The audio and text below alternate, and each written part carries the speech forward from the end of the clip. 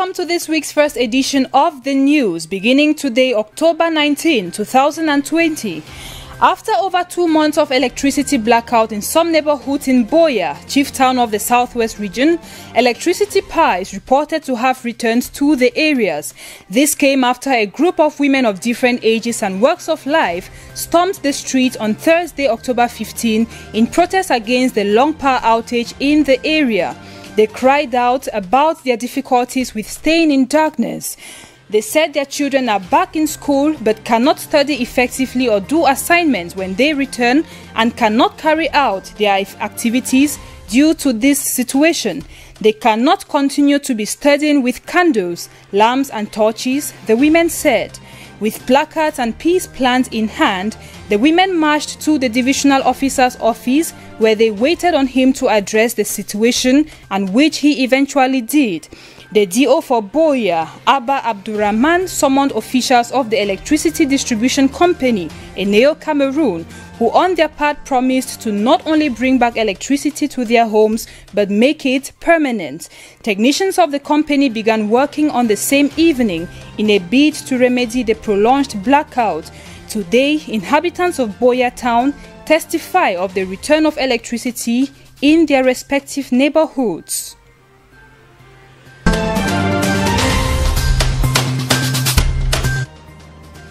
In the Douala Central Mosque this Sunday, October 18, a strategic meeting took place between the executive board members of the Islamic Cultural Association of Cameroon, abbreviated ASIC. The meeting was organized just few weeks after the General Assembly of ASIC was held in the city of Yaoundé. The Douala session was attended by traditional leaders and imams, as well as preachers from the economic capital of the city, with the objectives to develop strategies for the restructuring and the management of the community in Douala, as well as in the littoral region and in Cameroon as a whole. This, as Mr. Hayatu Umaru, ASIC Vice President, explains. We are in Douala, in the Central Mosque. How we are going to dynamize our activities and how our association can achieve what all our objectives within the term, which is for 4 years. So we began with Yaoundé, and today we are in Douala, and going to continue in all the 10 regions in the country. During this brainstorming session, an opportunity was given to the different participants to express their opinions concerning the management of the association and also to key in their contributions in its new vision.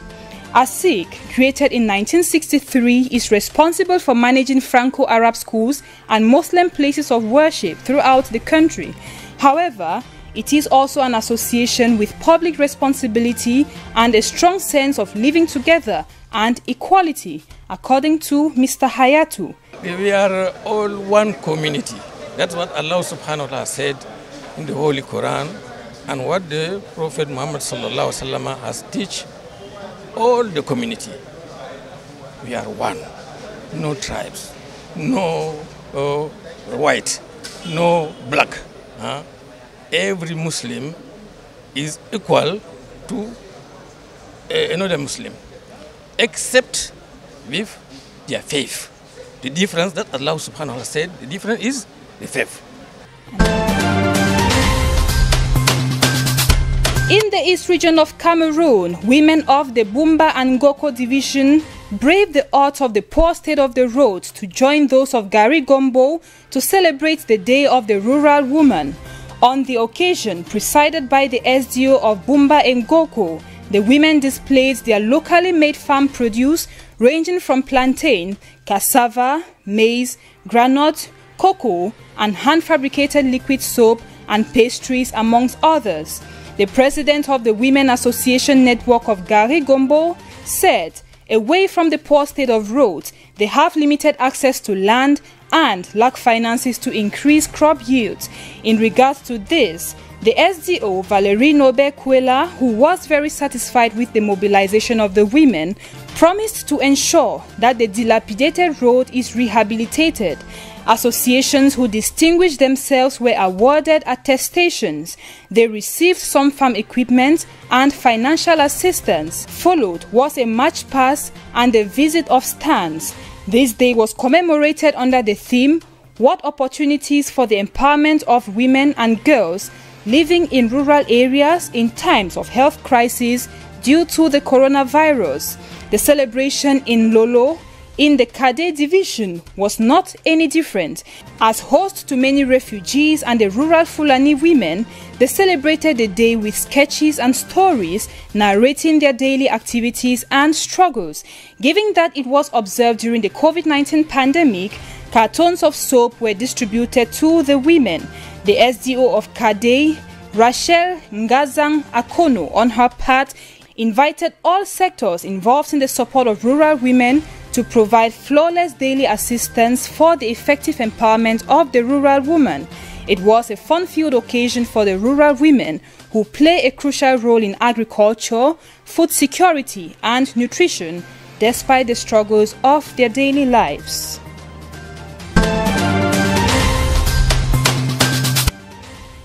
In Guinea presidentials, vote counting is underway after the country's high-stakes election in which the 82-year-old President Alpha Condé is seeking a controversial third term.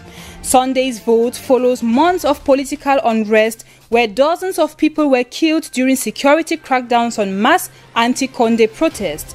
Polls closed after the calm day of voting, but there is already fear of post-election discord after Condé's main opposition rival, Cellou Diallo, suggested the president may cheat. Before counting began, his supporters decried ballot box stuffing and said its observers encountered obstructions at the polling stations.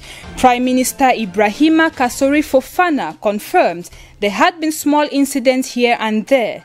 10 other candidates besides Condé and Diallo were contesting the poll. The results are not expected sooner, but a second round of runoff vote is scheduled for November 24 if need be.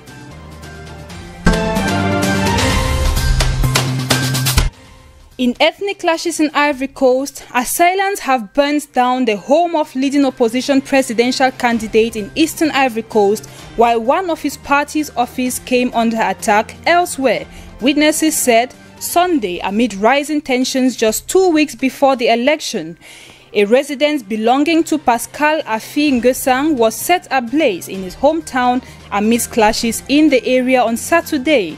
Residents under anonymity said that people from the local Agni ethnic group were fighting Dioula, people from the northern Ivory Coast who support current President Alassane Ouattara.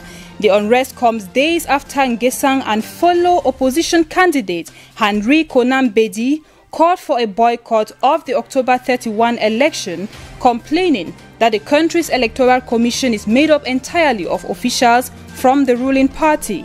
Campaigning in the northern city of Bouaké, Ouattara insisted there would be no changes in the makeup of the Independent Electoral Commission nor the Constitutional Council that certifies the results.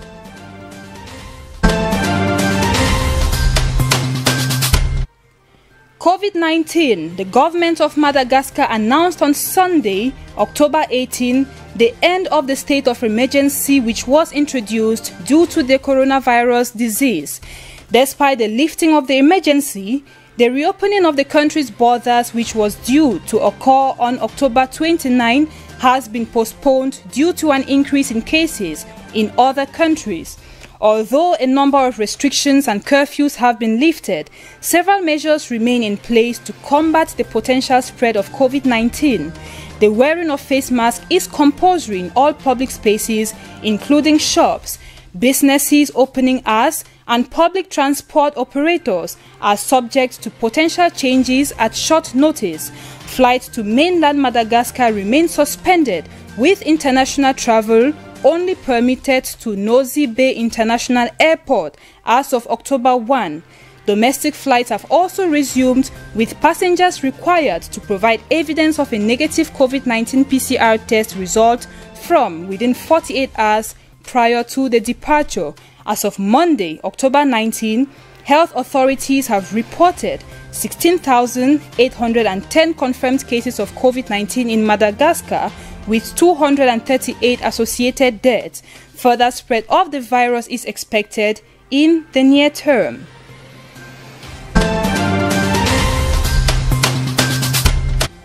Luis Arce, Bolivia's socialist candidate, is set to win the country's presidential election without the need for a runoff. The polls indicate that Mr. Arce, who is an ally of exiled former President Evo Morales, has won enough votes to stave off a second round. The quick count from CS Mori, released by Bolivian TV channel Unitel, said Arce had won 52.4% of the votes, while Mesa had 31.5%. To win outright, a candidate needs at least 40% of the vote and to beat the runner-up by at least 10% more points. The election is likely to set Bolivia's political course beyond Morales, the socialist indigenous leader whose shadow still looms large over the country despite him living in exile in Argentina since last year's election rigging.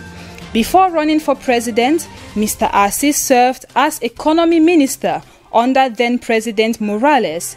As minister, he oversaw the nationalization of Bolivia's mining, gas and telecommunications industries.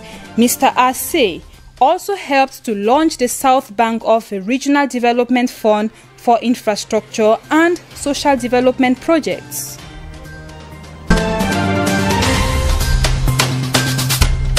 Still talking election, right-wing nationalist Ersin Tatar has won a leadership runoff vote in the self-declared Turkish Republic of Northern Cyprus. The Turkish Cypriot Prime Minister secured 51.7% of the vote in a second round against the incumbent president, Mustafa Akinci. Tatar's defeat rival Mustafa Akinci had said if he was re-elected, he would try to restart peace negotiations with the Greeks aimed at reunifying the island. He considered defeat on Sunday, but told reporters this was not an election conducted under normal conditions. Ersin Tatar appears to have benefited from a higher turnout in the runoff. He managed to rally supporters from the approximately 200,000 strong electorate who may not have voted in the first round. In his victory speech, he, who controversially received support from Turkey's President Recep Tayyip Erdogan during election campaign, thanked the Turkish leader and said, "We deserve our sovereignty. We are the voice of the Turkish Cypriots. The Turkish Republic of Northern Cyprus is recognized as an independent state only by Turkey. Other countries consider it as part of Cyprus."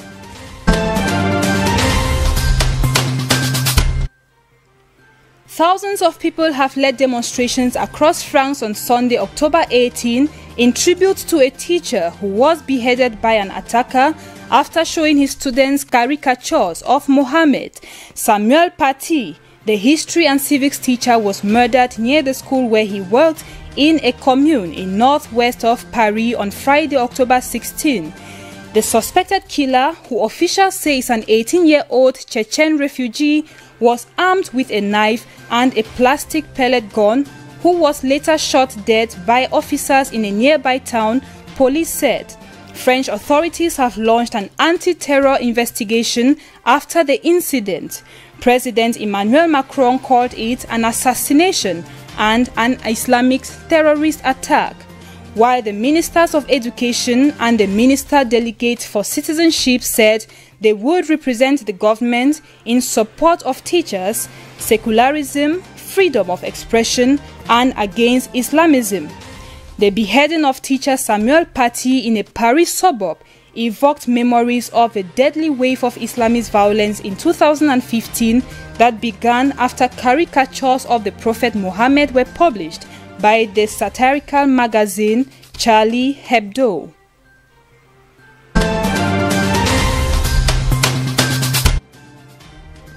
And Italian Prime Minister Giuseppe Conte has given mayors the power to shut down public squares from 9 p.m. to halt gatherings as he unveiled a further package of measures on Sunday to try to halt the sharp rise in COVID-19 cases.